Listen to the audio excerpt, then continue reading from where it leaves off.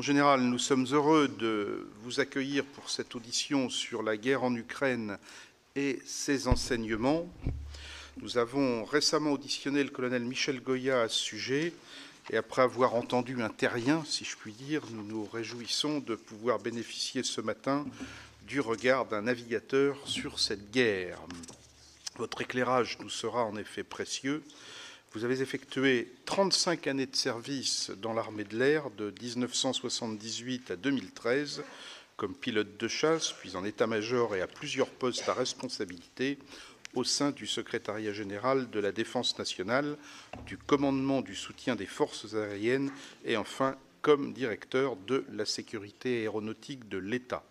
Vous avez donc aussi une grande expérience du regard interarmé, ce qui nous sera précieux.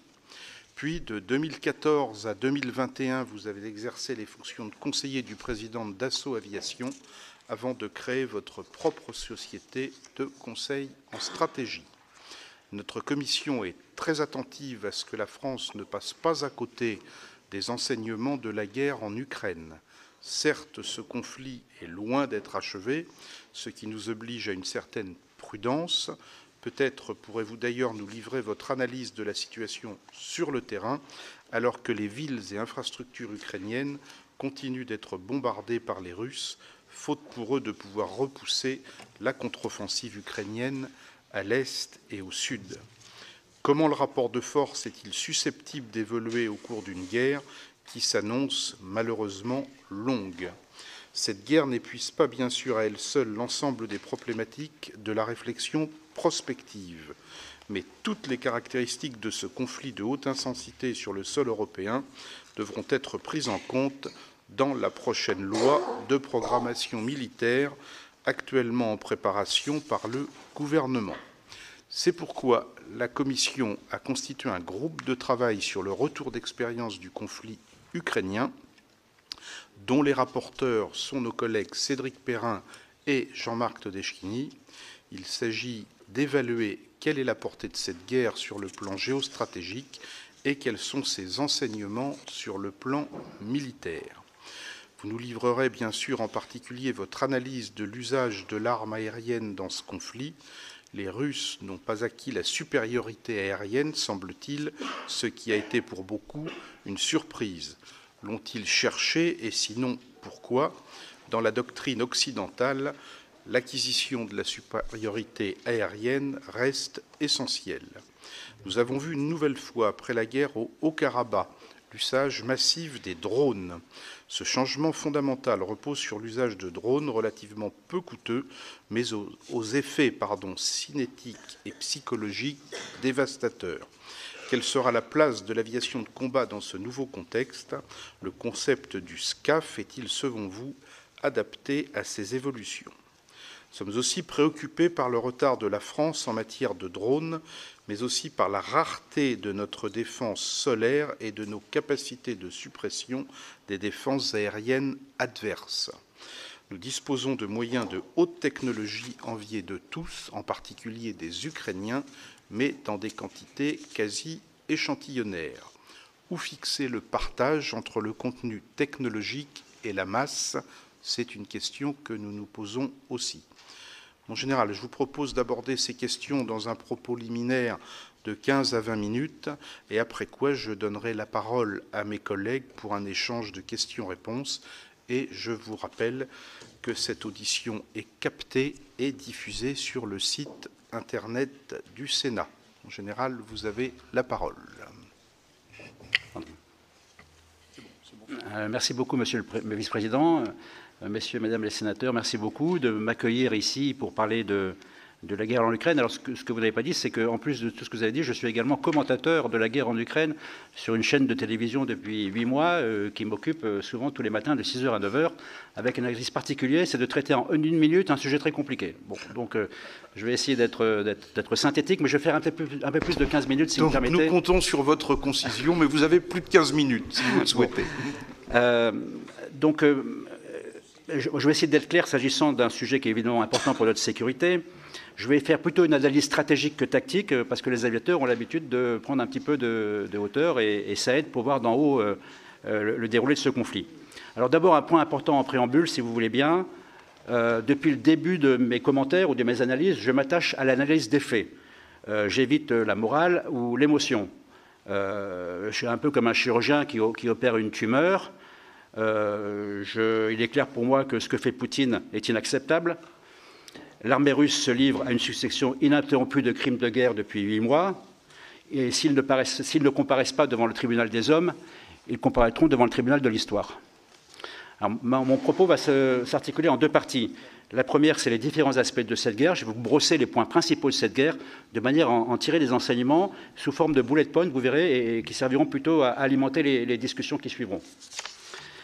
Alors, première partie, on va mettre... on va tenter de faire fonctionner la technologie. Je dois viser quelque part, je pense.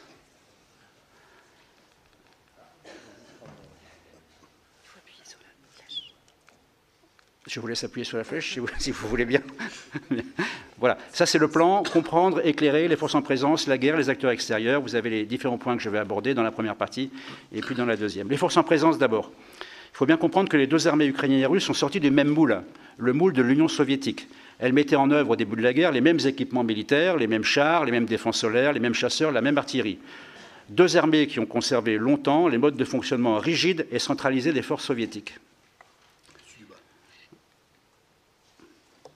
La seule différence, environ 10 fois plus de tous les équipements du côté russe, souvent à un standard plus avancé et aucune marine de guerre du côté ukrainien depuis 2014. Un rapport de puissance évidemment en faveur des Russes qui aurait dû faire la différence. Cela n'a pas été le cas. On va essayer de comprendre pourquoi. Du côté ukrainien, l'invasion russe en Crimée et le début de la guerre dans le Donbass en 2014 vont servir d'électrochoc. La guerre n'a pas commencé en 2022, elle a commencé en 2014.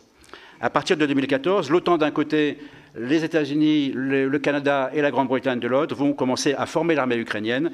Et au début de la guerre, on estime que 40 000 des 80 000 soldats de l'armée régulière ont été formés par les Occidentaux et combattent donc à l'occidental. Je vais souvent utiliser ce terme, combattre à l'occidental, par rapport à combattre à la soviétique, qui est le cas des Russes.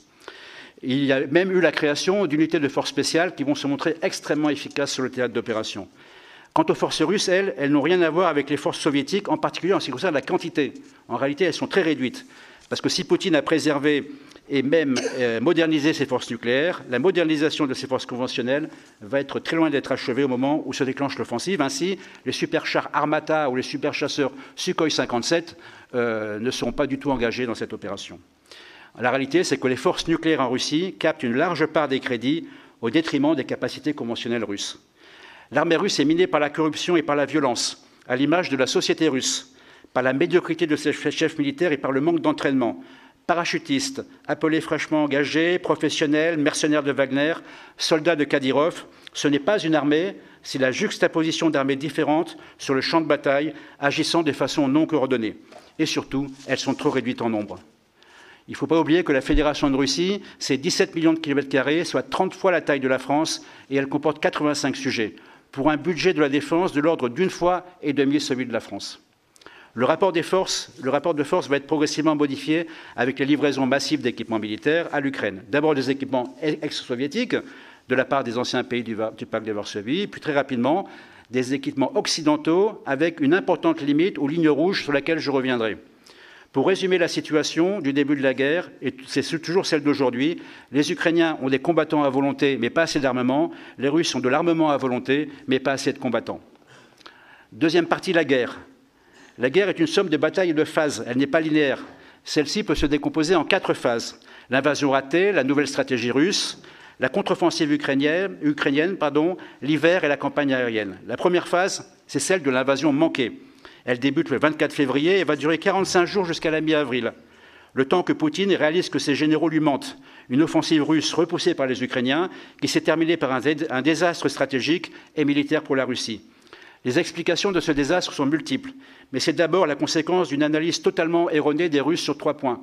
La première, c'est l'existence d'une nation ukrainienne. Le deuxième, c'est la surestimation de la puissance de l'armée russe. Et le troisième, c'est la sous-estimation de la puissance de l'armée ukrainienne. Les Russes pensaient que la résistance ukrainienne serait minime et que Kiev et le Donbass tomberaient aussi facilement que la Crimée en 2014.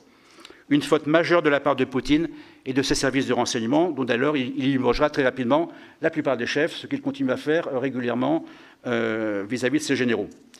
Par exemple, c'est ainsi que la fine fleur de l'armée russe, qui sont les forces parachutistes, qui sont totalement indépendantes et super équipées, eh bien, elles se sont fait décimer lorsqu'elles ont fait une tentative de débarquement aéroporté sur l'aéroport d'Ostomel lors de la prise de Kiev tout au début de la guerre. Dans cette phase, les Russes vont conquérir tout de même, sans pratiquement aucun combat, une grande partie du territoire de l'Ukraine, dont la ville et la région de Kherson et la centrale nucléaire de Zaporijjia, qui défraye la chronique depuis le début de la guerre. Cette deuxième phase, se termine le 18 avril, avec une humiliation majeure pour la Russie. La marine ukrainienne, qui n'a pas de bateau, 0 bateau, ils avaient une frégate qu'ils ont sabordée le 3 mars. Elle arrive à couler le plus puissant navire de la flotte, le croiseur Moskva, le plus puissant bateau, le bateau amiral de la flotte russe en mer Noire. Une humiliation majeure pour les Russes qu'ils essaieront de cacher le plus longtemps possible. Les Ukrainiens ont gagné la première phase de la guerre sans aucune ambiguïté. Commence alors la deuxième phase. C'est celle de la nouvelle stratégie russe. Il s'agit de concentrer pour la Russie les efforts sur le Donbass d'abord et sur le contrôle de la mer Noire ensuite. Cette phase va durer 4 mois, jusqu'au mois d'août. Les Russes vont progresser dans le Donbass au prix de lourdes pertes. À la mi-juillet, ils vont avoir pris le contrôle de la totalité de l'oblast de Lugansk et 80% de celui de Donetsk. Les Russes contrôlent à présent une partie importante de l'Ukraine, plus les 27 000 km² de la Crimée. Mais ils sont toujours confrontés au même problème, toujours pas assez d'hommes et un commandement défaillant. Ils vont néanmoins gagner cette deuxième phase de la guerre avec 2 victoires symboliques, la conquête de la totalité de l'oblast de Lugansk, que je le dis, et surtout la prise de la ville martyre de Mariupol, dont tout le monde a suivi les différents épisodes. Pardon. Par contre, ils vont se montrer incapables de poursuivre l'offensive jusqu'à Odessa. C'est un point important, Odessa ne tombera pas. Donc évidemment, Poutine va être obligé de revoir ses objectifs à la baisse. D'ailleurs, dans cette guerre, les 2 chefs de guerre, que sont Zelensky et Poutine, passent leur temps à revoir leurs objectifs de guerre. Ça, je pense que c'est un élément important pour comprendre et décrypter cette guerre. Pour la Russie, c'est toujours le même problème, pas assez d'hommes pour un front des 1000 km. Du côté ukrainien, la mobilisation a été décidée le premier jour. Elle porte ses fruits. Des dizaines de milliers de combattants armés par les Occidentaux ont renforcé les rangs de l'armée régulière. La nation ukrainienne est en armes. Elle est galvanisée par un chef exceptionnel, Volodymyr Zelensky. La troisième phase est celle de la contre-offensive ukrainienne. Cette phase ne sera visible qu'au mois d'août, avec les mouvements de troupes. Mais en réalité, elle a commencé dès le mois de juin, grâce à la livraison de canons comme le canon César, mais surtout grâce aux HIMARS, américains, britanniques et allemands. Ce sont des armes qui frappent loin et fort avec une très grande précision grâce au guidage satellite des obus et au renseignement US, bien évidemment. Chaque roquette tirée est un coup au but. Pendant des semaines, les Ukrainiens vont s'employer à détruire le 2e échelon russe, c'est-à-dire la logistique, les dépôts de carburant, les dépôts de munitions. En outre, les Ukrainiens vont concevoir une opération de déception remarquable. Ils vont faire croire aux Russes qu'ils vont attaquer à Kherson au sud, alors qu'ils lancent la contre-offensive au nord dans la région de Kharkiv.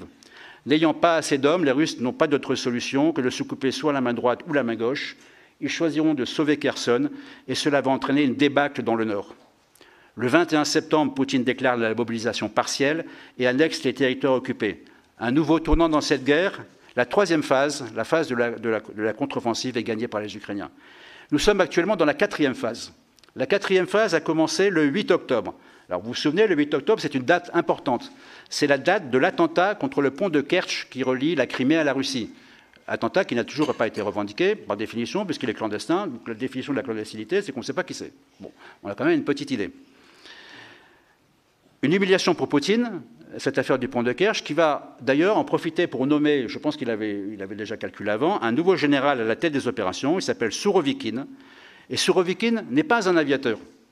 Mais il a commandé les forces russes en Syrie, dans lesquelles il a largement utilisé l'aviation de bombardement, et surtout, il a également commandé les forces aérospatiales russes. Et les forces aérospatiales russes, c'est aussi l'armée de l'air russe. Donc, pour la première fois, on a un général terrien à la tête de l'opération qui connaît l'aviation et la puissance aérienne. À partir de sa nomination, la guerre va changer de nature. Cette phase comporte également le retrait finalement inattendu des troupes russes de Kherson, qui se replient pour la première fois en bon ordre, et qui ainsi vont éviter un encerclement et une défaite probablement inévitable. Et c'est à ce moment-là que Sourovikine va décider de lancer la première campagne aérienne russe vraiment efficace, Des raids incessants de drones iraniens Shahed 136, on les voit bien ces drones, je pourrais en reparler, mais surtout des raids de bombardiers stratégiques qui décollent de bases russes situées à moins de 40 minutes de vol de la frontière. Tout à l'heure, je vous montrais une photo de Tupolev 160. Un Tupolev 160, ça peut emporter et tirer 12 missiles de croisière qui font 2500 km de portée et qui ont une charge militaire de 400 kg. Ces bombardiers ne franchissent même pas la frontière, ils sont donc totalement invulnérables. La seule solution pour les Ukrainiens est alors d'intercepter ces missiles, ce qui est possible, mais évidemment, il manque de systèmes de défense antiaérien, c'est ce qu'ils vont réclamer à partir de cette date-là. Les cibles sont d'abord des cibles d'infrastructures civiles, mais aussi des cibles plus militaires, comme les usines d'armement et les sites militaires. Je précise, parce que je l'ai rajouté entre-temps, donc j'ai parlé les Russes, les Ukrainiens, depuis dimanche, et c'est un événement important de cette guerre, ont décidé de frapper ces bases aériennes avec des drones de renseignement de la guerre froide bricolés qu'ils ont transformés en missiles de croisière. Et ça, c'est un nouveau tournant dans la guerre, et on en parlera peut-être un peu plus tard. L'objectif de la campagne aérienne, il est double. Premièrement, c'est faire souffrir la population alors que l'hiver arrive, mais aussi paralyser l'économie ukrainienne afin de freiner l'effort de guerre. Dans le même temps, les Russes prennent des positions défensives pour protéger la Crimée sur la rive gauche du Dniepr.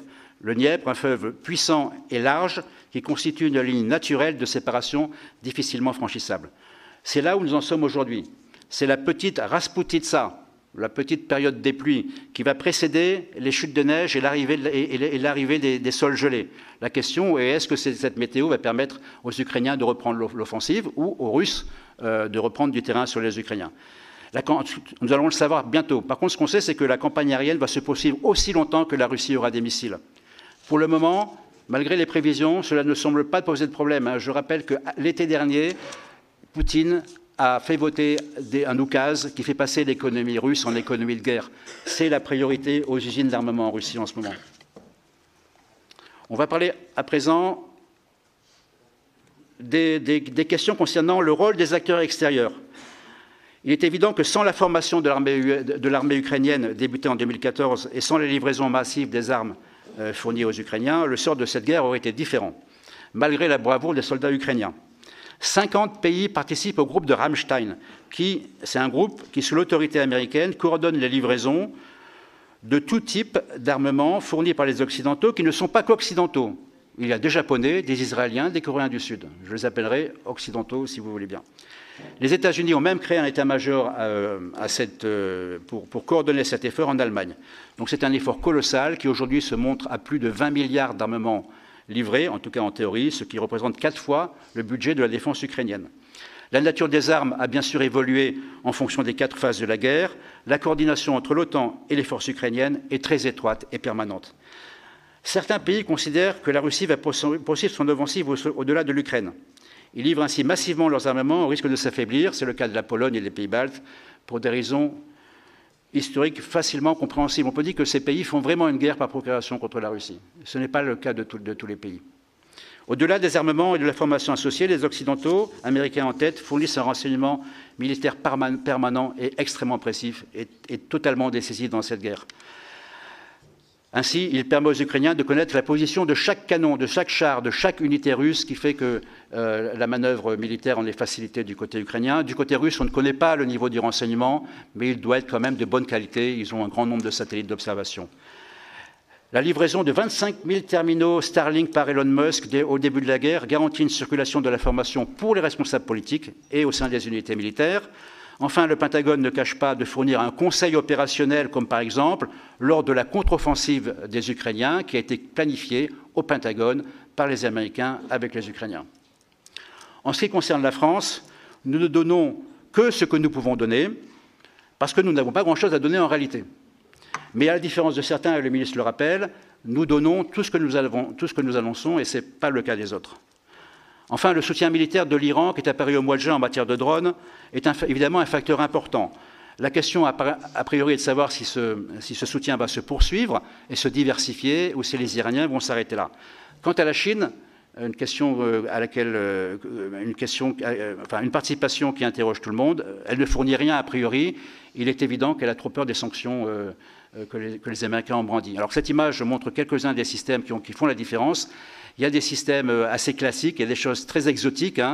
comme par exemple, là, vous voyez la photo en haut du milieu, c'est le premier, les Ukrainiens ont mené une offensive contre la marine russe en mer Noire et dans le port de Sébastopol avec des drones navals qu'ils ont fabriqués eux-mêmes, qui sont pas du tout rudimentaires, qui ont des capacités militaires qui leur permettent d'utiliser pour la première fois. C'est la première fois que dans une opération, un pays utilise et des drones aériens et des drones navals pour mener une opération contre la marine russe.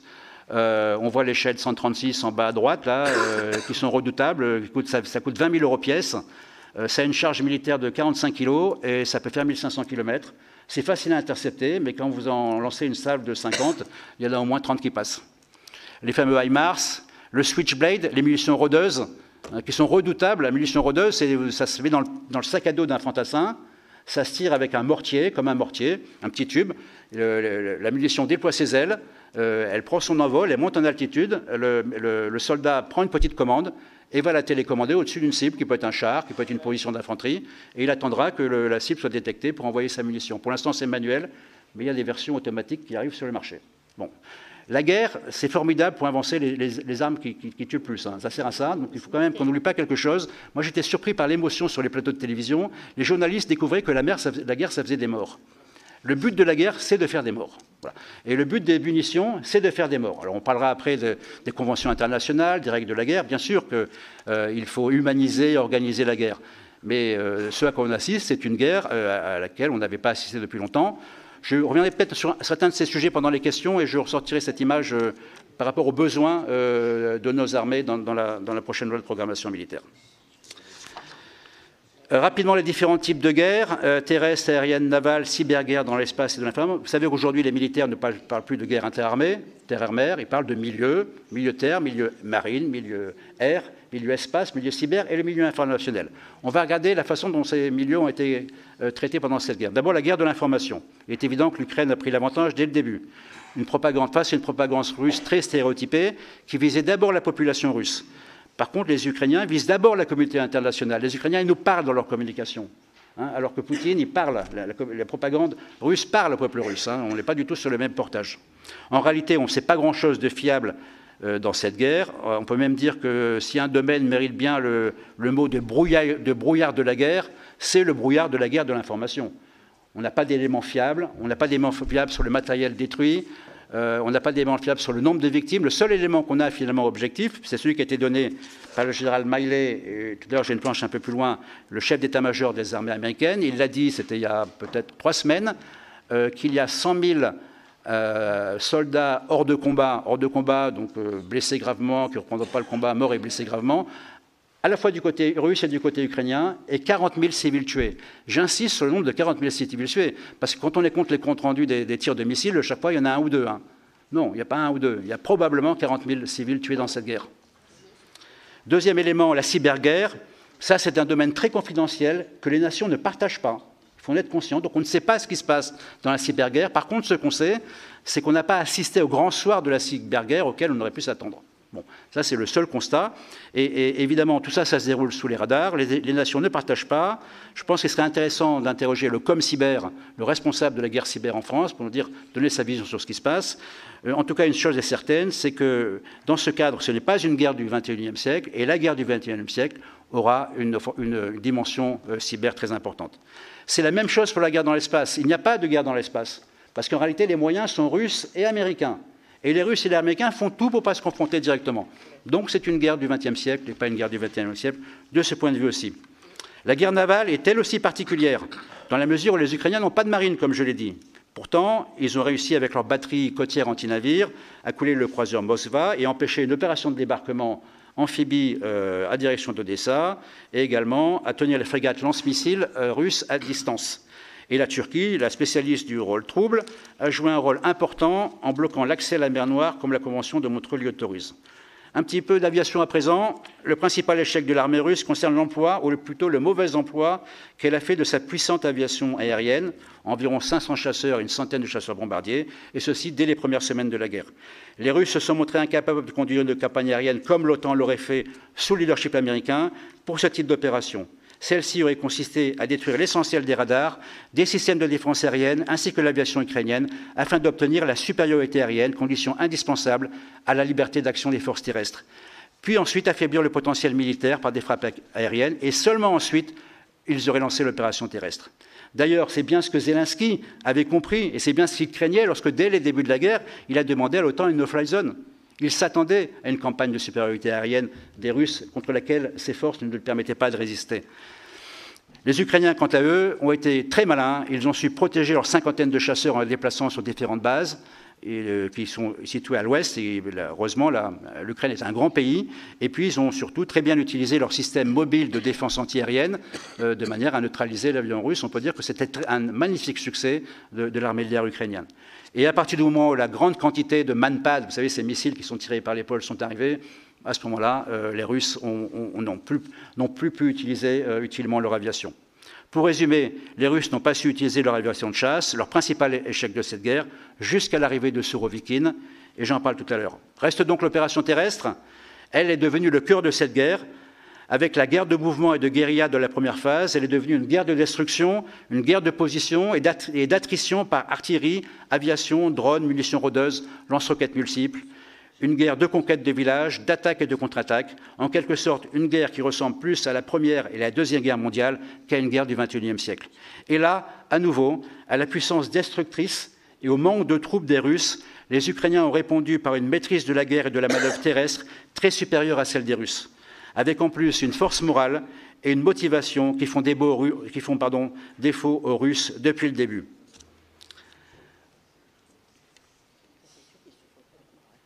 Non, celle-ci, je ne suis pas sûr qu'elle soit au bon endroit. Bon, c'est pas grave. Voilà des images de cette guerre. Les 100 000 soldats russes et ukrainiens hors de combat, les 40 000 annoncés par le général Miley le 10 novembre 2022. Des images, on les mettra en noir et blanc. On est revenu en 1917 ou en 1940. On va parler de la question nucléaire. Hein, c'est mon 6e point et dernier point de cette partie. Je l'ai baptisé l'épée de Damoclès nucléaire. La question nucléaire, militaire et civile constitue une épée de Damoclès depuis le début de cette guerre. Le risque d'accident nucléaire s'est cristallisé sur la centrale sur la centrale de Zaporijjia. Très vite, tombé entre les mains des Russes, je crois que c'est le 3 mars. Le président Macron a rappelé dans son interview qu'il a donnée depuis les États-Unis l'importance de la sécurité de cette centrale nucléaire située malheureusement sur la ligne de front. Le risque d'accident nucléaire reste majeur, il faut en être absolument conscient. Mais cette guerre a surtout rappelé l'importance de la dissuasion nucléaire et de la grammaire nucléaire de la dissuasion que nous nous sommes tous ensemble mis à réapprendre. Une situation inconnue depuis la fin de l'URSS, une gesticulation nucléaire faite de menaces récurrentes que le président Biden a comparée à l'affaire de la baie des cochons en 1961, en allant jusqu'à utiliser le mot Armageddon. C'est un conflit qui implique directement la première puissance nucléaire mondiale, la Russie, et indirectement 3 puissances occidentales, les États-Unis, la France et le Royaume-Uni, mais aussi l'OTAN, au travers de sa dissuasion partagée. Je parle des pays de l'OTAN qui mettent en œuvre la bombe B-61 américaine. N'oublions pas que si la Suède et la Finlande ont tourné la page d'une très longue neutralité, c'est d'abord pour se mettre sous la protection du parapluie nucléaire américain. On n'a jamais parlé autant d'armes nucléaires, même à l'époque de la guerre froide. Certains ont annoncé une guerre nucléaire dès les premiers jours. Pas moi. La menace nucléaire fait partie de la grammaire nucléaire. J'y reviendrai lors des questions si vous le souhaitez. La principale chose qu'il faut retenir, c'est que la dissuasion nucléaire a fonctionné pour les Français et pour l'OTAN. La dissuasion nucléaire française est remarquable dans son concept et dans ses moyens. Les Français ont appris à la connaître, mais comme en Russie, elle a été maintenue au détriment de nos forces conventionnelles de haute intensité. C'est la première leçon militaire de ce conflit pour la France. Nous sommes le 7 décembre 2022 et Poutine n'a toujours pas franchi le Rubicon nucléaire. Cela conclut. Là, vous avez une image. Donc ça, vous avez un régiment de bombardiers russes avec des Tupolev 95 et des Tupolev 160 qui opèrent à partir de la base d'Engels, qui est sur le point rouge sur la carte en haut à gauche. Eh bien, cette base est à 40 minutes de vol de la frontière ukrainienne. Les bombardiers décollent, ils tirent leurs 10, 8 ou 12 missiles sans passer la frontière. Ils rentrent, ils rechargent et ils recommencent. Donc ça ne s'arrêtera que lorsque les Russes n'auront plus de missiles. On constate qu'ils ont toujours des missiles. Comment ils fabriquent, je ne sais pas. D'où ils viennent, je ne sais pas. Mais ils ont toujours des missiles à tirer. On a au centre le général Surovikin, le nouveau patron des opérations militaires. Pardon ? à gauche, vous avez un Tupolev 160, et en haut à droite, un Tupolev 95 avec les noms OTAN, Bear, l'ours pour le 95 et Black Lilac pour le 160. C'est les deux qui font le plus de dégâts actuellement sur l'Ukraine. Et les missiles que j'ai nommés sont les missiles qui font le plus de dégâts, même s'ils tirent beaucoup de missiles différents. Alors il se trouve que vous avez une petite image avec un drapeau ukrainien en haut à gauche. C'est un drone Tupolev 141 qui a frappé la base d'Engels en rouge, celle de ses bombardiers, en détruisant un des bombardiers Tupolev 195. Ce sont quoi? Ce sont des vieux drones de renseignement de l'armée soviétique des années 70 que les Ukrainiens ont bricolés pour en faire des missiles de croisière très précis, puisqu'ils en ont tiré 2 il y a 2 jours et 1 il y a 3 jours sur 3 bases différentes. Donc je reviendrai sur la question de peut-on gagner une guerre du côté ukrainien si on n'a pas le droit d'attaquer ou si on ne peut pas attaquer son adversaire en Russie? La question est non. Donc on va voir dans quelle mesure ces frappes limitées, parce qu'ils n'ont pas beaucoup de matériel pour le faire, peuvent changer le cours de la guerre. Je termine, si vous voulez bien, l'épée de Damoclès. Désolé, c'est un peu en désordre mes images, mais vous voyez les principales. En haut à gauche, c'est le missile Satan II. Il ne faut pas oublier que pendant les guerres, les exercices nucléaires continuent, la validation des nouveaux systèmes continue. En France, on continue à faire des exercices, on continue à développer de nouveaux missiles. Le Satan II, il a été tiré 2 fois pendant cette guerre. C'est parce que les Russes continuent à le mettre au point. Alors c'est impressionnant, ça a un lien avec la guerre, ça cherche à marquer les esprits, mais ça fait partie du développement normal de la dissuasion nucléaire dans tous les pays. Mais effectivement, on se rend compte que la dimension qu'a pris la dimension nucléaire civile et militaire prise dans cette guerre est vraiment la principale nouveauté, et la façon dont on l'a gérée est quand même très compliquée pour les Occidentaux parce que la menace est évidemment réelle.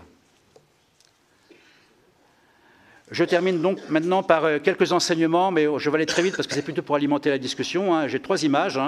On va les lire ensemble. Vous voyez bien que quand la politique et la diplomatie échouent, c'est la guerre.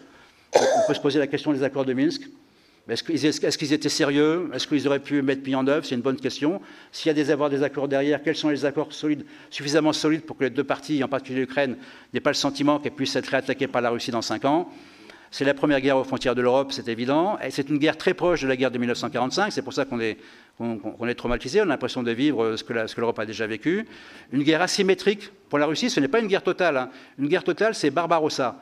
Barbarossa, la plus grande bataille de la Deuxième Guerre mondiale, entre les Allemands et les Soviétiques. 5 millions de morts du côté des Soviétiques, 1 million de morts du côté des Allemands en 5 mois.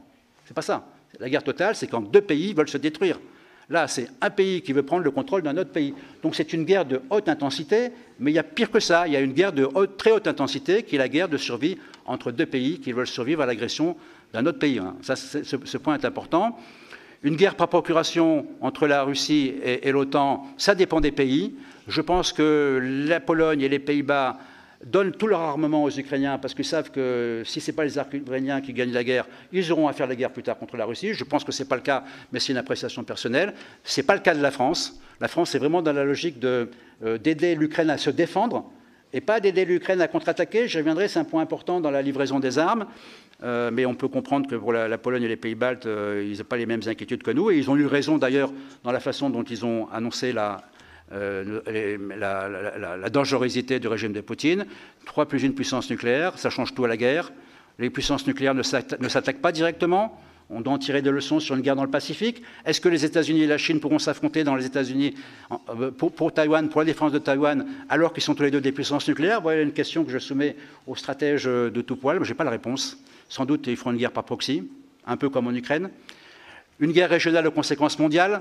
On se bat uniquement à l'intérieur de l'Ukraine, mais tout le monde subit les conséquences de cette guerre, les crises économiques, la récession, le chômage, on le voit bien, et il n'y a pas que nous, il y a la crise humanitaire pour les pays africains avec les céréales.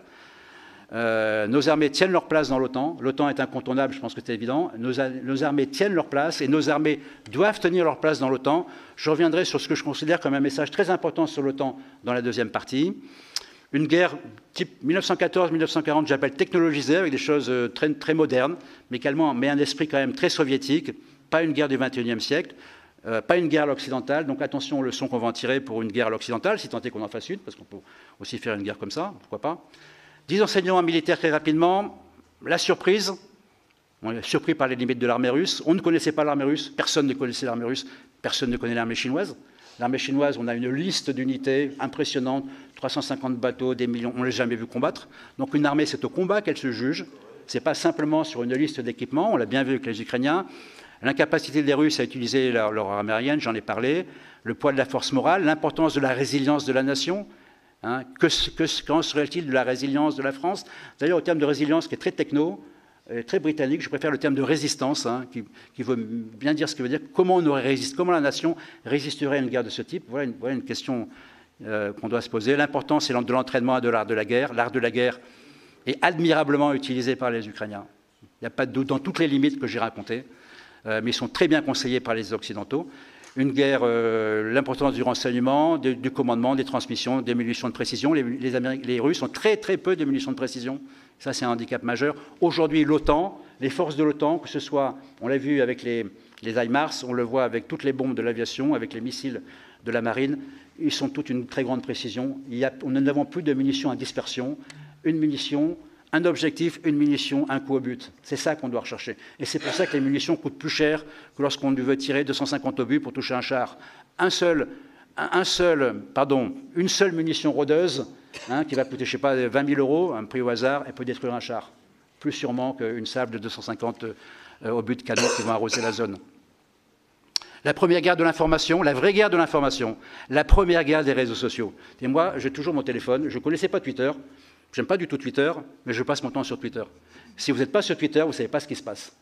Et parce que vous ne savez pas ce qui se passe, vous ne pouvez pas répondre. Et on nous demande une réponse instantanée à tout ce qui se passe, on vous le demande à vous, responsables politiques, et c'est impossible de le faire. La guerre, c'est du temps long, c'est du recul, il faut prendre de la hauteur, on ne peut pas être dans la gestion de chaque événement en instantané. Première guerre des drones aériens navals, ça c'est un sujet majeur, j'y viendrai dans les questions. Je rappelle que c'est la première étape. La première étape, ce sont des engins pilotés par des hommes à distance. La deuxième étape à laquelle on n'échappera pas, ce sont des engins qui, avec l'intelligence artificielle, choisiront eux-mêmes leur objectif. On sera assez proche de la notion de robot. Hein, j'en parlerai. On n'évitera pas la guerre des robots.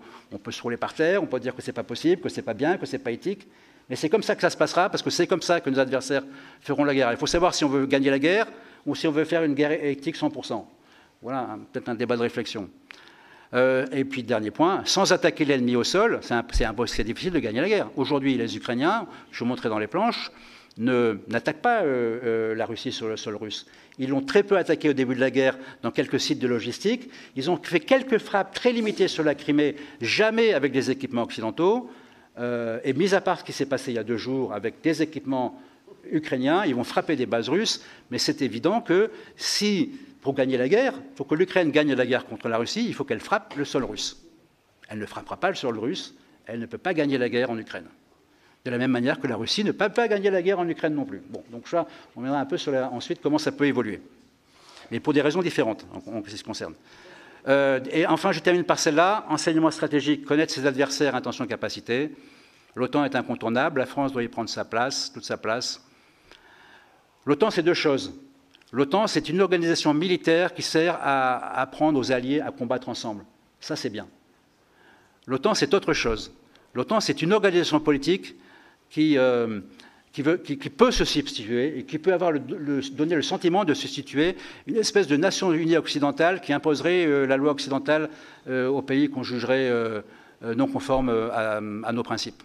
Donc je pense autant l'OTAN est un outil militaire indispensable et la France y a toute sa place, autant il faut faire attention à l'instrumentalisation de l'OTAN. L'OTAN n'avait rien à faire en Afghanistan, l'OTAN n'a rien à faire en Irak, l'OTAN n'aura rien à faire en Indo-Pacifique. Bon, on l'utilise parce qu'on n'a rien d'autre, mais vous posez la question, est-ce qu'il ne serait pas le temps d'avoir autre chose que l'OTAN pour faire des guerres qui sont en dehors de la zone euro-atlantique? C'est le traité de l'Atlantique Nord, hein. Ce n'est pas le traité du Pacifique Sud. Or, c'est vers ça que c'est en train d'évoluer gentiment, avec toutes les conséquences politiques que ça comporte. La dissuasion nucléaire fonctionne pour les États qui la possèdent. Je pense que les Ukrainiens ont dû amèrement regretter le mémorandum de 1994, là, où ils ont rendu leurs armes nucléaires contre la protection de la communauté internationale. Il serait une puissance nucléaire, jamais personne n'aurait touché à l'Ukraine. Je pense que la Corée du Nord, l'Iran, tous les pays qui se sont dit peut-être qu'il faut que j'ai une arme nucléaire, ça les conforte dans l'idée que la dissuasion nucléaire protège les États qui la possèdent. La France n'est pas prête pour une guerre de haute intensité, elle n'est pas prête. Elle n'est pas prête du tout, je pense que vous le savez tous. Hein. Ce n'est pas le hasard, c'est simplement le fait qu'on n'a jamais rentré la guerre de haute intensité dans le logiciel de nos programmations militaires. C'est un fait, c'est un constat, les chiffres le prouvent. Bon, nous n'avons donc pas les capacités conventionnelles. Alors, il y a un point qui est important, je pense que j'y reviendrai, mais je suis désolé, mais c'est le caractère dual de nos forces conventionnelles et de nos forces nucléaires.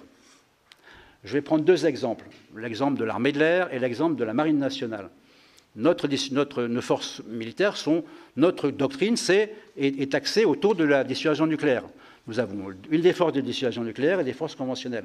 Mais à force de rétrécir, de compresser le modèle d'armée, on se retrouve avec des forces nucléaires qui sont centrales et qui sont extrêmement efficaces, des sous-marins, des Rafales, des ravitailleurs. Mais l'essentiel des capacités de la marine et de l'armée de l'air sont duales. C'est-à-dire qu'elles servent à la fois à la dissuasion nucléaire et à la fois à la guerre conventionnelle. Or lorsqu'on va se trouver dans une situation de tension maximum, comme ça a pratiquement été le cas, eh bien, il va falloir qu'on sanctuarise nos capacités nucléaires, donc les capacités nucléaires propres, mais toutes les capacités conventionnelles qui concourent à la cohérence. Et donc, on n'a plus grand-chose comme capacité conventionnelle en dehors de l'armée de terre qui n'entre pas dans le jeu directement de la dissuasion. Je reviendrai sur qu'est-ce qu'il nous faut pour la guerre de haute intensité. Pour la guerre de haute intensité, il nous faut des forces conventionnelles qui évitent le contournement de la dissuasion nucléaire. C'est vieux comme la fable de la dissuasion nucléaire, c'est au cœur de la dissuasion nucléaire. C'est dans les premiers textes de la dissuasion nucléaire. Les forces conventionnelles évitent le contournement de la dissuasion nucléaire. Ils permettent au président d'avoir une autre réponse que la réponse nucléaire, parce que le nucléaire, ce n'est pas 0,1. On n'appuie pas sur un bouton, on va balancer 150 missiles. Il y a une gradation. Et dans cette gradation, il faut que le président ait des marges de manœuvre. Cela participe directement de la crédibilité de la dissuasion. Alors c'est un sujet compliqué, mais c'est un sujet important. Je l'ai développé dans ce point-là. On a quand même un atout extraordinaire. Alors la France a également un rôle à jouer, puissance du Conseil de sécurité. On le sait, acteur majeur de la construction européenne, une construction européenne ambitieuse, pas une construction européenne qui veut rester totalement subordonnée aux Américains, en tout cas ce que j'ai compris de la construction européenne qu'on souhaite. Donc il nous faut des forces armées ambitieuses. On a quand même un atout extraordinaire, c'est notre industrie d'armement, et ça vous le savez parce que vous représentez des territoires où vous avez des régiments, des bases aériennes, des bases navales, vous avez des industriels, des PME, des grands groupes qui font vivre l'économie française. Qui crée de l'emploi, qui crée de l'innovation, et tout ça, c'est bon pour l'économie. Donc on a la chance, on n'est pas obligé d'acheter du matériel aux États-Unis, en Allemagne. On fabrique 95% de nos matériels en France, qui irrigue l'économie française. Voilà, je pense que j'ai terminé, et je m'excuse, j'étais un peu long. Assurance survie, assurance vie, c'est important de comprendre ça, assurance survie, assurance vie. Hein. Et donc, monsieur le Président, je suis prêt à répondre aux questions. Merci, mon général. Et vous avez pu constater que tout le monde était très attentif à votre présentation, à votre exposé. Le temps a peut-être été un peu dépassé, mais c'était néanmoins concis, compte tenu de l'importance du sujet, et je vous en remercie. J'ai une liste de questions. Ce que je vous propose, c'est de prendre les questions, toutes les questions, et puis de vous laisser le temps nécessaire pour les réponses. Alors, première question, Olivier Cigolotti. Merci, Monsieur le Président, mon général, pardon. Merci déjà de cette présentation très complète et très instructive. Je souhaiterais personnellement revenir sur les faiblesses de la soi-disant redoutable armée russe. Dès les premières semaines de conflit, les problématiques de logistique ont affaibli l'invasion russe. Et chacun se souvient des files et des convois militaires stationnés durant des jours dans l'incapacité de progresser dans la profondeur. Vous avez évoqué, mon général, également l'engagement très incomplet de la flotte aérienne ou le stationnement d'aéronefs ces derniers jours sur le tarmac de bases militaires, ce qui démontre un certain nombre de faiblesses. Alors, est-ce qu'il s'agit de faiblesses capacitaires, de lacunes opérationnelles?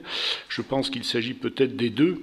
Mais doit-on déduire qu'il existe d'importantes lacunes en termes de doctrine d'emploi, ou, comme vous l'avez évoqué, des maillons faibles ou inexistants dans les différentes chaînes de commandement? On peut se poser la question au vu, effectivement, de ces difficultés régulièrement constatées. Et puis, deuxième point que vous avez évoqué, mais sur lequel nous sommes peut-être passés un peu vite, vous l'avez dit, ce qui s'est passé le 5 décembre, c'est-à-dire lundi dernier, constitue un tournant, puisque le territoire russe n'avait pas été attaqué depuis 1944.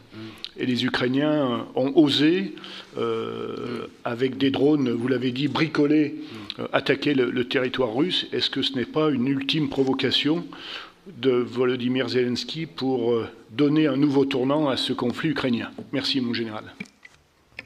Seconde question, François Bonneau. Oui, merci, Président. Mon général, à la lumière de ce que nous vivons et observons depuis 8 mois, que pensez-vous qu'il serait nécessaire pour la France pour renforcer sa défense antiaérienne, à travers le fait que la France a surtout, ces dernières années, été en présence de conflits asymétriques. Et par ailleurs, que pensez-vous qu'il manque à l'Ukraine, toujours en termes de défense antiaérienne, pour arrêter davantage des missiles qui arrivent sur son sol? Merci. Troisième question, Cédric Perrin, qui est l'un des rapporteurs du RETEX. Merci.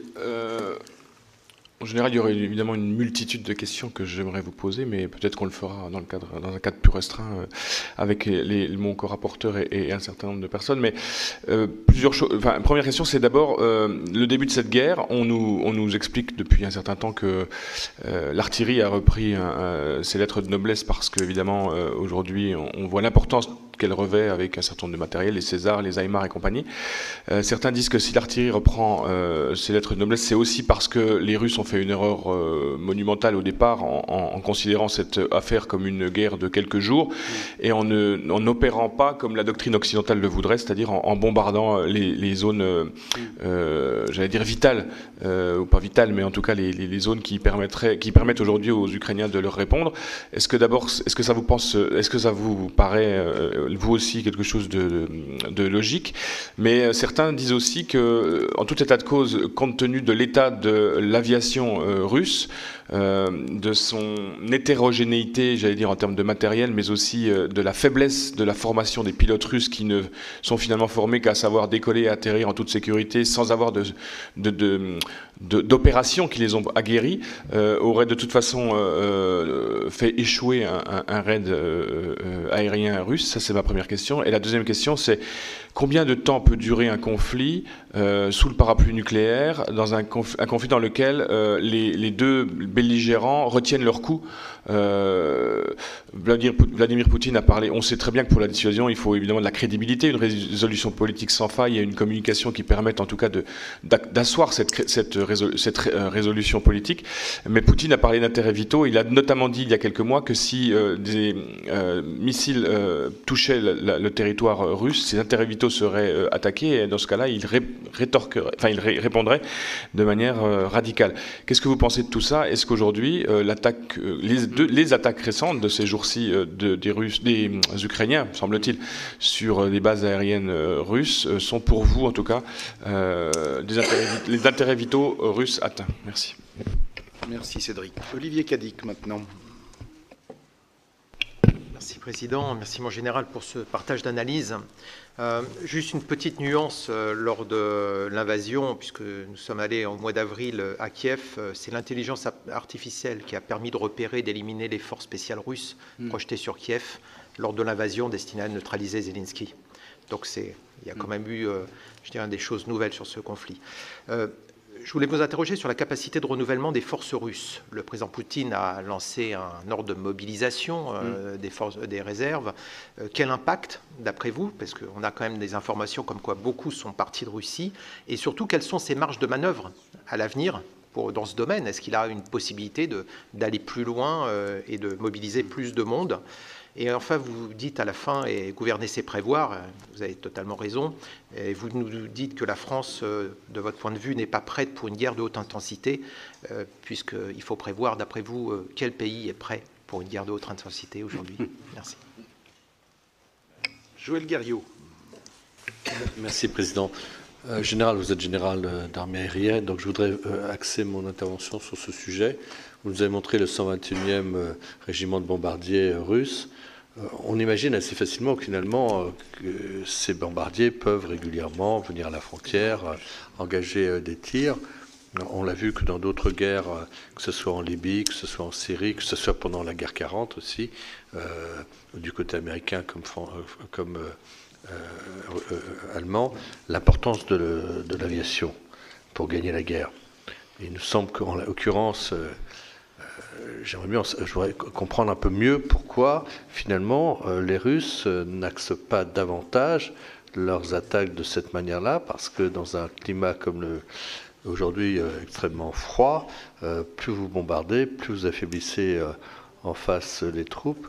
Puis j'imagine qu'on a des capacités de tir et une précision de tir, plus avec les images satellites, qui pourraient abréger rapidement les chances de cette guerre.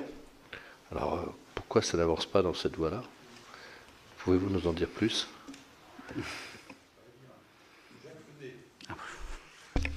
Oui, en général, vous avez conseillé pendant 8 ans le PDG de Dassault, Éric Trappier, qui préside également le Conseil des industries de défense française. Pensez-vous que ces industriels sont prêts à entrer dans une nouvelle ère de production et comment l'État peut-il les accompagner? Et puis, finalement, l'opinion russe semble s'inverser sérieusement en ce moment. N'est-ce pas là la véritable arme qui arrêtera Poutine?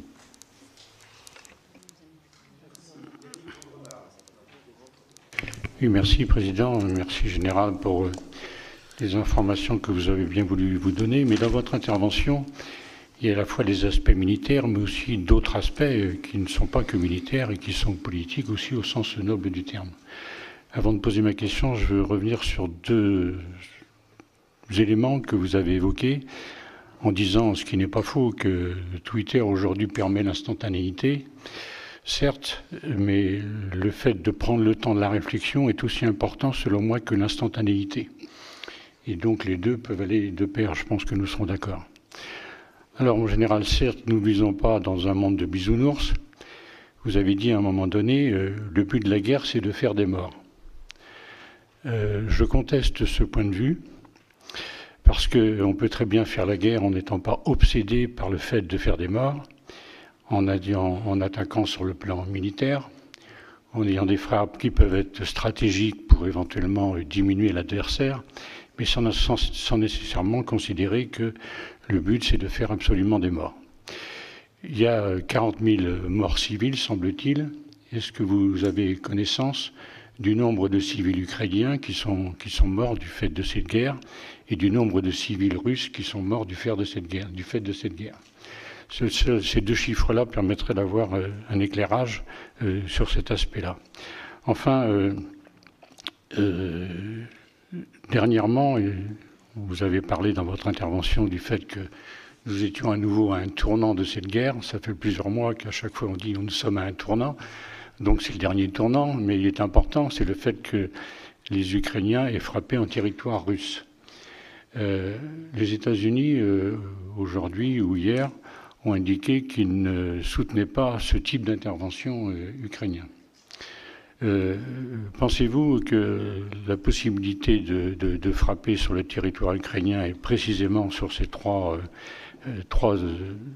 objectifs militaires et puisse se réaliser d'une part sans avoir une bonne connaissance du renseignement spatial de la part des Américains, d'une part, et d'autre part, quant à sa réalisation, que cela puisse se faire sans le soutien précis des États-Unis d'Amérique. Des soutiens précis, logistiques, pour permettre d'atteindre la cible, pour être précis.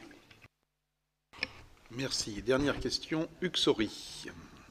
Merci, Président. Mon général, avec plusieurs milliers de satellites militaires et civils en orbite, dont certains participent, militaires ou civils, à cette guerre, avec des lancements chaque année toujours plus nombreux et des constellations de plusieurs dizaines de milliers de satellites en construction, le milieu spatial stratégique est particulièrement compétitif.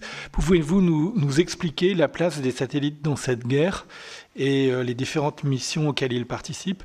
Enfin, vous est-il possible d'esquisser la façon dont ces missions sont appelées à évoluer dans l'avenir? Je vous remercie. Alors, ce n'était pas la dernière. J'ai une question aussi de Jean-Marc Todeschini, qui est le second rapporteur de l'ARETEX. Oui, je vais être très rapide. En général, on parle de guerre de haute intensité. À votre avis, est-ce que la France peut s'y préparer en dehors d'une coalition? L'OTAN, le président de la République avait dit que l'OTAN avait un encéphalogramme plat. Je partageais ce qu'il avait dit à l'époque, mais on voit bien que ce qui se passe en Ukraine a fait remonter les forces au sein de l'OTAN, et en Europe, je pense que On a encore un peu de temps, et beaucoup de temps, avant de voir une réelle Europe de la défense s'organiser. On est à la merci des Américains qui peuvent du jour au lendemain décider de repartir, comme ils l'ont fait dans d'autres conflits. Est-ce que la France peut, elle, se préparer toute seule à cette guerre de haute intensité? Deuxième question, là vous étiez général de l'armée de l'air, faut-il, à l'approche de la LPM, faut-il continuer à réfléchir en avion, en bateau, en canon, ou ne faut-il pas complètement changer de boussole pour réfléchir? On voit bien ce qui s'est passé au Karabakh, ce qui se passe ailleurs avec les drones. Peut-on encore réfléchir de la même façon dans le cadre de la préparation de cette LPM qui va définir pour un certain nombre d'années les équipements de nos forces? Voilà. Et dernière question cette fois-ci, Guillaume Gontard. Oui, merci Monsieur le Président. Je voulais revenir sur ce que vous avez dit sur une guerre de type 14-18 ou 39-45 et qu'on n'était pas dans une guerre du 21e siècle. Et je voulais savoir qu'est-ce que c'est réellement qu'une guerre du 21e siècle et une guerre à l'occidentale. Parce que c'est vrai qu'on entend souvent ce type de propos.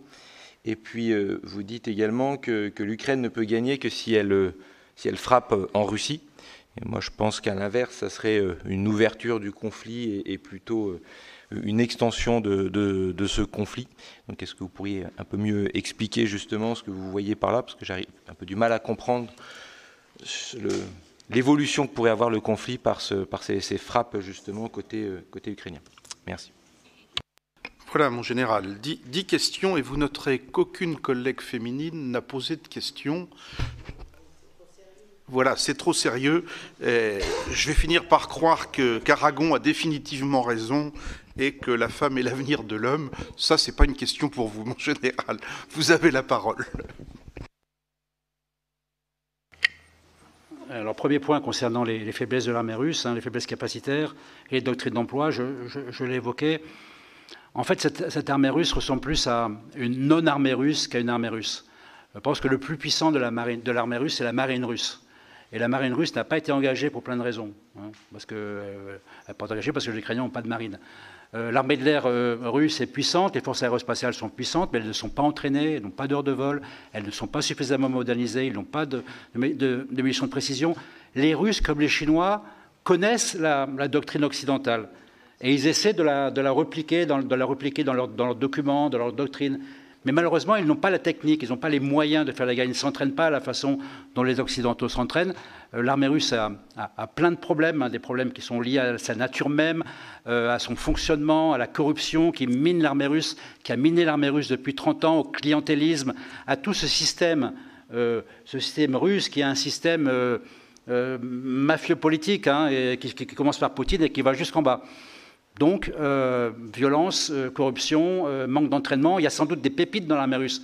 Toute l'armée russe n'est pas uniforme, mais elle n'est pas prête à faire la guerre. La seule guerre qu'on l'a vu faire, c'est en Afghanistan. On a vu comment ça s'est terminé.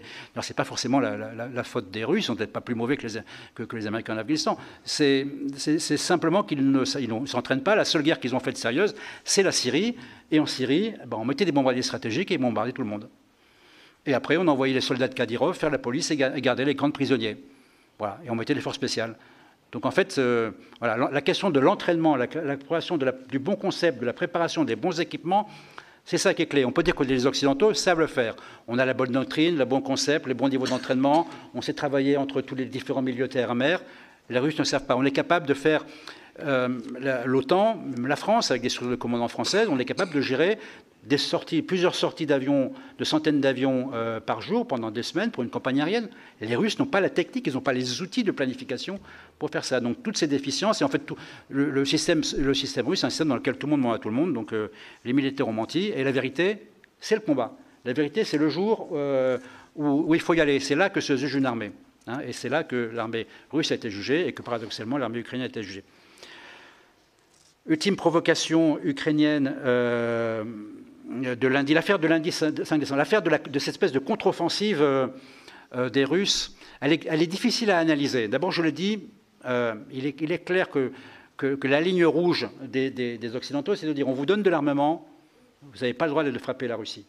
Vous n'avez même pas le droit de frapper la Crimée. Les quelques rares frappes qu'il y a eu sur la Crimée ont été faites avec des armements ukrainiens, soviétiques, en tout cas pas des armements occidentaux. Donc cette limite, elle est mise parce que la priorité, la seule priorité des Occidentaux, des Américains, mais je pense également, et c'est dit comme ça du président Macron et de l'OTAN, c'est de ne pas aller jusqu'à une confrontation directe entre l'OTAN et la Russie. Parce que la Russie a 6000 têtes nucléaires. C'est pas très compliqué à comprendre ça. Donc tout le monde le comprend. Sauf que Zelensky, ça ne l'intéresse pas. Et c'est normal que ça ne l'intéresse pas, c'est pas son sujet, lui. Son sujet, c'est la survie de l'Ukraine. Donc Zelensky a une stratégie qui, effectivement, a tendance à pousser les limites au-delà de ce que les Occidentaux acceptent, mais cette stratégie, c'est à ces deux Occidentaux qui ont des contacts réguliers avec Zelensky, de faire en sorte que... c'est pour ça qu'on arrive à un moment où cette guerre devient extrêmement inquiétante. Les positions se gèlent sur la ligne de frontière avec l'hiver. Il y a des bombardements massifs des populations ukrainiennes qui vont souffrir tout l'hiver de manière insupportable. Et puis vous avez des contre-attaques sur la Russie. Les HIMARS, le fameux missile des HIMARS que les Américains refusent de livrer, là, il s'appelle l'ATAC, qui est un missile un peu particulier. Il a une portée de 300 miles, ça fait 450 km. De l'Ukraine, il peut taper Moscou. Voilà. Donc les Américains ne vont pas dire, tenez, prenez ça, puis si jamais vous allez taper Moscou, on dira que ce n'est pas nous. Donc on est même dans une guerre tout à fait incroyable, dans laquelle il y a l'aide et il y a la retenue en permanence. L'aide et la retenue, l'aide et la retenue. Pour Zelensky, il n'y a pas de retenue. Il faut y aller. Et il est dans son rôle. Il est dans son rôle. C'est à la communauté internationale de prendre ses responsabilités. Vous comprenez bien la question. Donc effectivement, la frappe de la Russie, je pense qu'il va y avoir des représailles très sérieuses de la part des Russes, avec encore des missiles qui vont tomber sur l'Ukraine en grande quantité. La question du seuil nucléaire, je l'aborde tout de suite parce qu'elle était plus ou moins évoquée. Moi, j'y crois pas. J'y crois pas parce qu'en fait, imaginons que la Russie tire une arme nucléaire de faible puissance sur l'Ukraine, le monde s'arrête. Le monde s'est arrêté 15 jours parce que la reine d'Angleterre est morte. Alors, une bombe qui explose en Europe, même de faible puissance, mais d'un coup, tout le monde s'arrête. On coupe tout, on allume la télévision, on dit mais arrêtez-moi tout ça. Donc, à la limite, il le ferait pour geler les positions. Mais je pense qu'il a trouvé mieux que ça pour geler les positions, c'est-à-dire arriver à annexer la partie de l'Ukraine qu'il contrôle, ou toute partie de ce qu'il contrôle, c'est la campagne de bombardement massif. C'est une forme d'arme nucléaire conventionnelle. Il va obliger les Ukrainiens à courber les chines sous ces attaques nombreuses, mais les Ukrainiens n'ont pas l'intention de courber les chines. La question, ça va être notre Chine à nous. Est-ce qu'on va la courber ou pas sur ce sujet ? Donc je ne sais pas si j'étais clair là-dessus. Défense antiaérienne, évidemment, il y a des manques dans l'armée française qui sont criants. La défense antiaérienne, c'est catastrophique, quoi, soyons clairs. On a un excellent système qui s'appelle le MOBA, le SAMT, qui sert à défendre nos bases aériennes. Il est très performant. D'abord, la défense antiaérienne, c'est compliqué parce qu'il y a plusieurs couches. Donc pour contrôler de 0 à 50 km, il vous faut 4 systèmes différents. Et puis comme le champ de bataille est grand, il faut en mettre partout. Donc en fait, c'est un investissement majeur qu'on n'a pas fait. Je pense qu'il faut renforcer nos capacités en matière de défense antiaérienne, bien évidemment. On est très loin du compte pour une guerre de haute intensité. En ce qui concerne l'artillerie, il ne faut pas tirer de mauvais enseignements de cette guerre. Ça ne veut pas dire qu'on a trop d'artillerie. Nous n'avons pas assez d'artillerie. Soyons clairs, l'armée française, c'est 50 canons César, 70 canons César, si on est sympa. C'est, je crois qu'il y a, vous connaissez bien le premier régiment d'artillerie.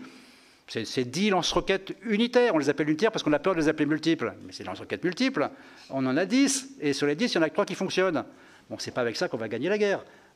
Je peux vous parler des Rafales, je vais vous parler des frégates, je vais vous parler de toutes ces forces conventionnelles qui ne sont pas suffisantes pour faire une guerre de haute intensité. Donc la question, c'est, on a besoin de tout en réalité. Et je reviens sur la question, est-ce qu'on a besoin de compter des bateaux, des Rafales, des machins ? Oui, on a besoin d'augmenter la masse, mais on a également besoin de faire des efforts dans tous les domaines de guerre. La cyber, le renseignement, les drones. Alors un petit mot rapide sur les drones. Là. Vous avez vu, j'ai montré une image, je vais la remontrer parce que je pense qu'elle est intéressante. Si j'arrive à revenir sur cette image, c'est le fameux TB2. Il est où le TB2 Celui qui est au milieu, là, le TB2. Pourquoi on n'a pas de drone en France? Parce qu'on n'a pas d'industriel adapté à ce type d'objet. Ce n'est pas Dassault ou ce n'est pas Airbus qui va faire des drones qui coûtent 2 millions d'euros, alors qu'ils font des avions, c'est pas là qu'ils vont gagner de l'argent. Et comme on a tué toutes nos entreprises de taille intermédiaire, ce n'est pas non plus une PME qui peut faire ça. Donc il faut des ETI. Il faut trouver une ETI française qui est capable de faire ce type d'objet. Un TB2, ça vaut à la louche à 2 millions de dollars. 3 drones Reaper américains qu'utilise l'armée de l'air qui sont à la gamme au-dessus, ça vaut 140 millions de dollars les 3. Bon. Donc il nous faut effectivement avoir la quantité, peut-être diminuer de la techno dans certains domaines. On a des capacités dont on a besoin et qui nous manquent évidemment pour faire la guerre de haute intensité. Donc c'est vraiment un sujet compliqué et important. Il faut tout. Hein. Il faut conserver les capacités que l'on a, puissantes et polyvalentes. Un point important, une FREMM, c'est polyvalent, un Rafale, c'est polyvalent. Ça fait de la haute, de la basse et de la haute. Un Charles Leclerc, c'est pas polyvalent. Hein, quand vous envoyez un obus de 155, c'est 155 mm qui partent. Donc il nous faut des Charles Leclerc, il nous faut des canons, il nous faut des moyens polyvalents, mais plus ça sera polyvalent, et mieux c'est, évidemment. Moi, je pense, par exemple, en ce qui concerne l'artillerie, la guerre de demain, la guerre en particulier, une guerre telle qu'on la voit, c'est une guerre de tir de longue portée, que ce soit par des sous-marins, que ce soit par des avions, que ce soit par le sol, c'est de la longue portée. Aujourd'hui, le principal investissement que font les armées américaines, l'US Navy, l'US Air Force et l'US Army, c'est dans les missiles hypersoniques de longue distance. Ils prévoient une guerre de missiles de longue distance contre la Chine. On va essayer de tout taper. Les bateaux, les bases, ça va être une guerre de missiles de longue distance. Ça va pas une guerre de tranchées, d'artillerie à courte distance. C'est de cette guerre-là. C'est cette guerre-là que les Américains préparent pour demain. Donc cette guerre-là, effectivement, c'est celle aussi qu'il faut qu'on considère, mais elle nécessite des moyens qui sont sans doute très supérieurs à ceux que notre budget autorise. Donc il faut être raisonnable, mais là, on est passé en dessous de la ligne de flottaison concernant nos armées conventionnelles. Je pense que, d'ailleurs, tous les chefs d'état-major que vous auditez, ils vous le disent. Ils ne vous le disent pas comme ça, parce qu'ils ne peuvent pas vous le dire comme ça, mais c'est ce qu'ils vous disent. Ils le disent loyalement, en accord avec le pouvoir politique, parce que nos chefs militaires ont une qualité essentielle, c'est qu'ils sont loyaux. Hein, donc ils acceptent les moyens qu'on leur donne et ils font le maximum avec les moyens qu'on leur donne en fonction des missions qu'ils leur ont ordonnées. Et ça, c'est vraiment une des forces de l'armée française. J'avais une question, Poutine, les intérêts vitaux de Poutine. On revient à la question nucléaire. Vous savez, vous vous souvenez que la directrice nationale du renseignement, qui s'appelle April Haines, qui est dans l'équipe de Biden, qui supervise les 17 agences de renseignement américaines, elle a été auditée par le Sénat, je crois que c'est au mois de juin. Elle a dit qu'il y a 2 cas dans lesquels on peut imaginer que Poutine peut utiliser l'arme nucléaire tactique. Le premier, c'est si jamais il perd la guerre, il se fait expulser il ne peut pas faire autre chose que de mettre une arme nucléaire pour faire baisser la tête à tout le monde. Et le deuxième, s'il y a un changement de régime en Russie. Alors je réponds à la question sur est-ce que Poutine est fragile. Poutine n'est pas fragile. Il n'est pas fragile. Je pense qu'on aimerait qu'il soit fragile, ça c'est certain. On aimerait qu'il y ait un coup d'État, qu'on mette un bon démocrate à la place. C'est pas au programme ça. Poutine va rester au pouvoir jusqu'à la fin. Ne serait-ce qu'à partir du moment où la guerre se radicalise et que ça devient une guerre où la Russie est attaquée, la nation russe va se regrouper au-dessous de ses soldats qui meurent, au-dessous de ses généraux, au-dessous de son chef d'État. Donc de ce point de vue-là, l'attaque directe de la Russie par l'Ukraine, peut également réveiller le sentiment national, ça peut également réveiller peut-être des troupes dans la Russie, mais c'est possible aussi. Mais les deux sont possibles. Si jamais... Alors, la Crimée, je pense que la Crimée fait partie des intérêts vitaux de la Russie. Je pense que les Américains l'ont identifié comme ça. Donc, d'ailleurs, vous entendez que le discours sur la Crimée, même le président, il a comparé avec l'Alsace-Lorraine. On sait que ce n'est pas tout à fait l'Alsace-Lorraine, la Crimée, quand même. Donc, même ce sujet, mais il y a quand même, il faut bien comprendre, mais vous le savez, parce qu'il y a ce qu'on dit et puis ce qui se passe. Il y a les annonces qu'on fait, parce qu'il est important que les Occidentaux n'affichent pas leur stratégie vis-à-vis des Russes. Donc il y a effectivement un langage officiel et en fait des négociations qui ne sont pas forcément équivalentes au langage officiel. Je pense que tout le monde a compris comment fonctionne la diplomatie. Donc oui, la Crimée, c'est partie des intérêts vitaux. Je pense que Poutine ne laissera pas la Crimée tomber. On est passé dans le symbole, intérêt vital symbole. On a vu sa réaction à l'attaque du pont de Kerch. Et puis deuxième sujet, si jamais il balance un TU-141 sur Moscou, là, ouais, c'est sûr que... Et je ne pense pas qu'il le fasse, mais je ne sais pas. Enfin, voilà, on ne sait pas. On ne sait pas ce que tout est possible dans cette guerre. En tout cas, je pense qu'on est à un moment très dangereux de cette guerre. On est à un moment particulièrement dangereux de cette guerre. Je pense qu'il faut qu'on en soit tous conscients. Je ne vais pas oublier de question. Les forces russes, mobilisation impact. La mobilisation elle est très importante. Je pense que sur les 300 000, il a quand même réussi à en récupérer un bon centaine de milliers. Il ne faut pas croire qu'il n'y a que des traînes savates dans l'armée russe. Il y a des jeunes qui veulent se battre pour la Russie aussi. Ils ne sont pas bien organisés. C'est la catastrophe administrative. C'est la Russie, quoi. C'est un mélange d'Union soviétique et de démocratie ratée. Donc ça fonctionne mal, mais néanmoins, ils envoient quand même des soldats sur le front. Ils commencent à arriver à les équiper péniblement. Il a une réserve considérable. Si jamais Poutine déclare la guerre, mobilisation générale, je ne sais pas, mais il a 2 millions, 3 millions, 4 millions d'hommes. Bon, ils seront équipés avec ce qu'ils peuvent, mais... Donc en fait, cette arme de la mobilisation, c'est son arme nucléaire, c'est la deuxième arme nucléaire. La première arme nucléaire, c'est l'arme nucléaire tactique. La deuxième arme nucléaire, c'est passer en guerre et mobilisation générale. On passe en économie de guerre. Mais je ne pense pas qu'il le fera, parce que l'Ukraine, ça n'a quand même pas cette importance pour la Russie. Voilà. La Russie n'est pas attaquée, elle attaque un pays, elle veut prendre une partie. Ce n'est pas tout à fait la même chose. Mais ça, c'est un avis personnel et vraiment, il est tout à fait subjectif et vous avez tout fait le droit d'avoir le même. Je n'ai pas plus d'éléments que vous pour en juger. Les bombardiers russes, l'importance de l'aviation, oui, c'est vraiment une surprise incroyable. Pourquoi cette aviation hyperpuissante a été si mal utilisée? C'est parce qu'ils ne savent pas faire. Ils savent comment il faut faire, ils savent ce qu'il faut faire, ils recopient, copier-coller la doctrine américaine, mais ils ne s'entraînent pas, ils n'ont pas les outils, ils n'ont pas les mécaniques, ils n'ont pas les chefs pour ça, ils n'ont pas les structures, les CAOC, la mécanique de la planification, de la boucle j'observe, je détecte, je tire, ils ne savent pas faire ça, ils ne s'entraînent pas, ils sont mauvais. Voilà, je vous la fais simple, hein. Ils sont mauvais, donc, alors que les Ukrainiens, ils ne sont pas nombreux, mais ils sont bons. Donc vous voyez, ils compensent leur sous-effectif et leur sous-équipement par une excellente gestion de leurs moyens grâce à la formation des Occidentaux et grâce au Conseil, je pense aussi, grâce à leur bravoure, à leur courage. Moi, je n'ai pas de doute là-dessus. Le GIFAS, la nouvelle ère de production, comment les industriels peuvent aider je pense que moi, j'ai passé 7 ans dans l'industrie, je n'ai pas regretté, parce que j'ai appris des choses. Et je pense que les officiers généraux ont tout intérêt à découvrir ce qui se passe dans l'industrie, parce qu'évidemment, c'est un enjeu majeur pour la défense, pour la France, pour la défense. Et le lien, grosso modo, je vais le simplifier, le lien entre la DGA, l'industriel et les armées, il est bon, il est excellent. Ça, c'est la pierre de base. On a une industrie qui est performante, on a une DGA qui fait le job, on a des militaires qui commencent à comprendre les enjeux industriels. Donc tout ça, c'est un paquet complet. Après, industriel, c'est pas compliqué, ça vite commande.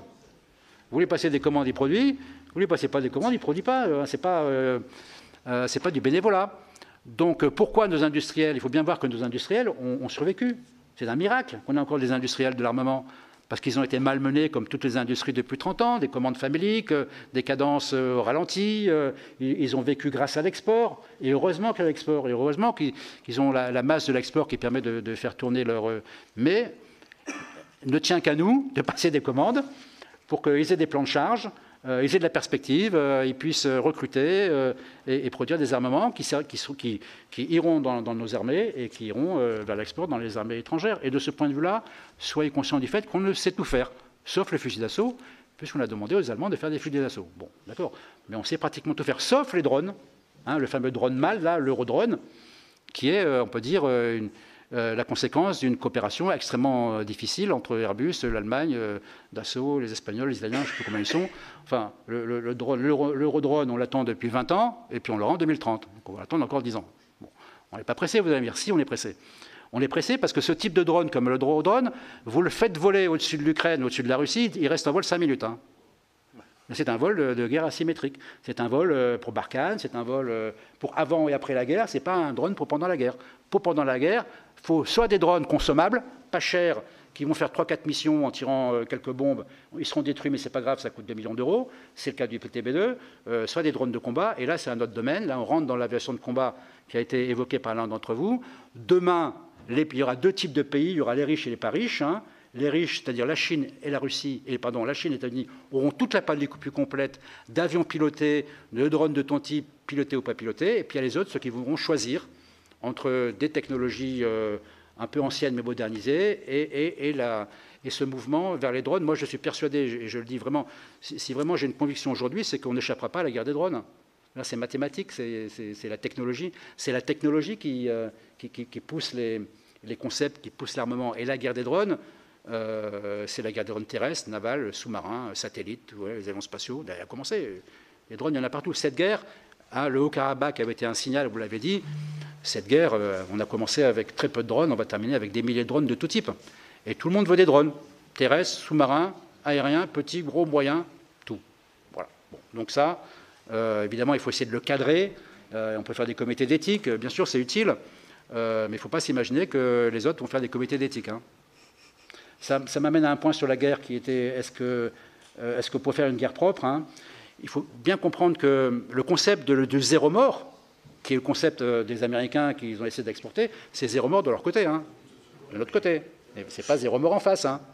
Parce qu'en face, la guerre de 91, la première guerre d'Irak, on ne sait toujours pas combien il y a eu de morts côté irakien. Ce qu'on sait, c'est qu'il y a eu 98 000 tonnes de bombes qui ont été déversées sur Bagdad et à côté. Normalement, ça a dû faire un peu plus qu'une dizaine de morts. Donc, par contre, je peux peut-être commenter un élément sur la guerre propre, c'est la question du droit international humanitaire, la question des conventions. Bien sûr, il faut des conventions, mais il faut savoir que les conventions, elles ont des conséquences sur nos forces. Exemple, hein, je reviens au 1er régiment d'artillerie, le lance-roquette, il avait 57 lance-roquettes multiples en 2010, 57 lance-roquettes multiples. C'était des roquettes à dispersion de grenades, donc des roquettes à sous-munitions. En 2008, la Convention d'Oslo interdit les roquettes à sous-munitions. On signe la Convention, on transforme nos 57 lance-roquettes multiples en 13 lance-roquettes unitaires, dont seulement 3 sont opérationnels. Oui, bien sûr qu'il faut appliquer le droit de la guerre, mais le droit de la guerre a des conséquences sur le coût des munitions. Donc ça veut dire que plutôt que de lancer une munition pas chère qui va disperser des grenades, on va faire une munition comme celle du lance-roquette unitaire qui va coûter plusieurs centaines de milliers d'euros. Donc les lois de la guerre, ça a des conséquences également sur le coût de la guerre. Hein, ça c'est important, ça ne veut pas dire qu'il ne faut pas les respecter. Ça veut dire que toutes les lois de la guerre ont été faites après les grandes guerres, hein, pas avant les grandes guerres. Voilà. Je termine parce que j'ai fini. Peut-être le dernier point, le temps de réflexion, les 40 000 morts, les frappes territoriales, j'en ai parlé. La question des satellites, je ne suis pas compétent. Il y a évidemment une guerre de satellites. Les satellites sont essentiels dans tous les domaines, côté américain et côté russe. Les Russes les utilisent, mais il n'y a pas de confrontation, il n'y a pas d'agressivité de la part des deux. C'est évidemment une dimension indispensable du renseignement, au même type que la guerre électronique, au même type que les écoutes électroniques. Tout au début de la guerre. Hein, au début de la guerre, il y a effectivement des satellites qui ont été agressés par les Russes, mais dès que la guerre a commencé, il y a eu vraiment une grande attention à l'agressivité. Est-ce qu'on fera une guerre de haute intensité toute seule? Évidemment non, c'est hors de question. On fera forcément une guerre avec l'OTAN. La question c'est quelle sera la place que la France veut tenir dans une guerre dirigée par les Américains dans l'OTAN?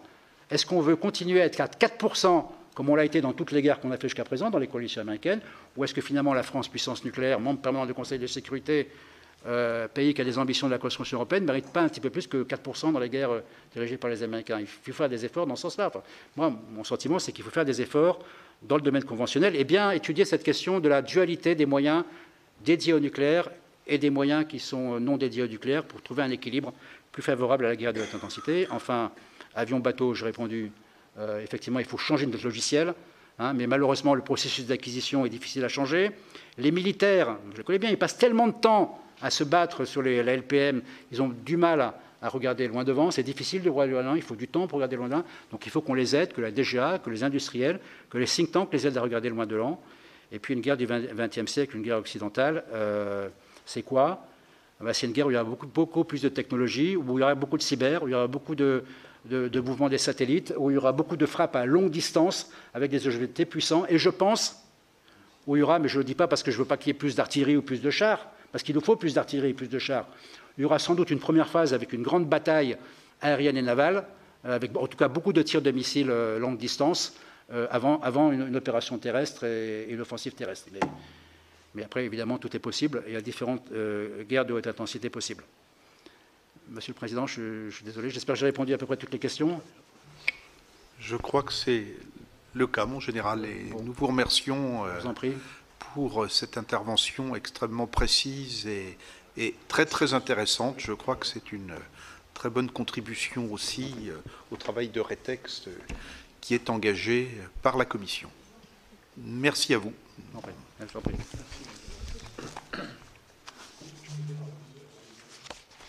Juste pour vous dire, mon général, que j'espère en tout cas que les travaux du Sénat seront davantage entendus ou lus. Parce que si on a réussi à aboutir à l'armement des drones en 2017, on n'en a pas moins expliqué depuis 2017 que l'usage des drones allait devenir un atout considérable et qu'on a réactualisé le rapport en 2021 en expliquant qu'il fallait davantage aller vers du drone consommable à faible coût. Et malheureusement, malgré ce qu'on écrit tous ici depuis un certain temps, on est peu écouté. Donc je voulais... Parce qu'on n'a pas les industriels pour faire ça, monsieur le sénateur. Ils arrivent, les industriels arrivent. Je connais les industriels qui ont décidé de se saisir. On y travaille, la DIF y travaille.